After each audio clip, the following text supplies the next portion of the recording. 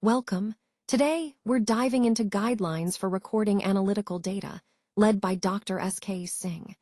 We'll explore best practices that ensure accuracy and reliability in data collection. This foundation is key for any scientific or technical work, so let's get started. We're focusing on the critical need for accurate, complete, and timely recording of analytical data.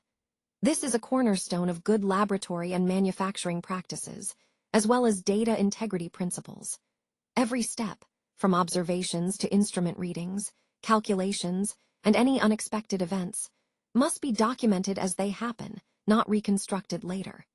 This ensures results are reliable, reproducible, and fully traceable.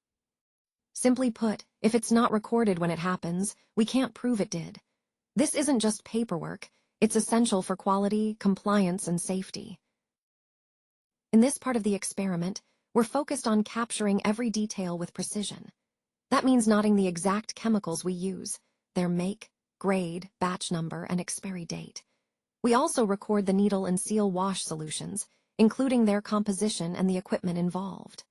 When preparing the mobile phase, we document the full procedure, the buffer weight, and the pH before and after adjustment, along with the instruments used and their calibration status. For the standard solutions, details like reference number, potency, and expiry are carefully logged.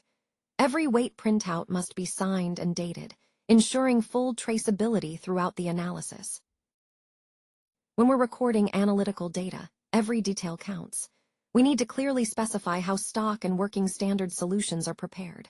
Sample preparation isn't just a step, it's a story, including product name, batch number, stability conditions, and manufacturing date.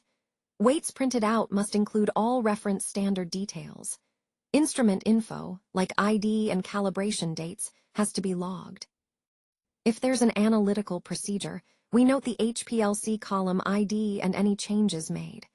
Trial injections before the sequence run, those go in the lab notebook, along with sample set names, IDs, and default active calculations. It's all about precision and traceability. When we record analytical data, every detail counts. We need to specify the processing method name and ID for the sequence, no exceptions. The result set ID goes into the laboratory notebook, or LNB, along with the correlation between Standard 1 and Standard 2. This correlation, plus the acceptance criteria, must be clearly documented. System suitability parameters like reproducibility, tailing factor, resolution, and plates need to be recorded with a final conclusion. If system suitability fails, it must be noted, and results are invalid until the set is rerun. Any changes during online review should also be documented as notes. When we encounter out-of-spec or out-of-expectation results, it's important to note the PR number in the lab notebook for easy reference. Any remeasurements or additional tests done during the investigation should be clearly stated in the experiment's aim. At the end, we need to summarize which results are valid and which aren't right there in the notebook. If an injection is ignored due to dilution or system errors, it must be recorded, especially if noticed during review and a rerun was done in the same sequence. Mistakes in writing. Just draw a single line through the error, then enter the correct data with your initials, date, and a brief explanation. No blank pages should be left in the notebook. If there are, cross them out with NA, sign, and date.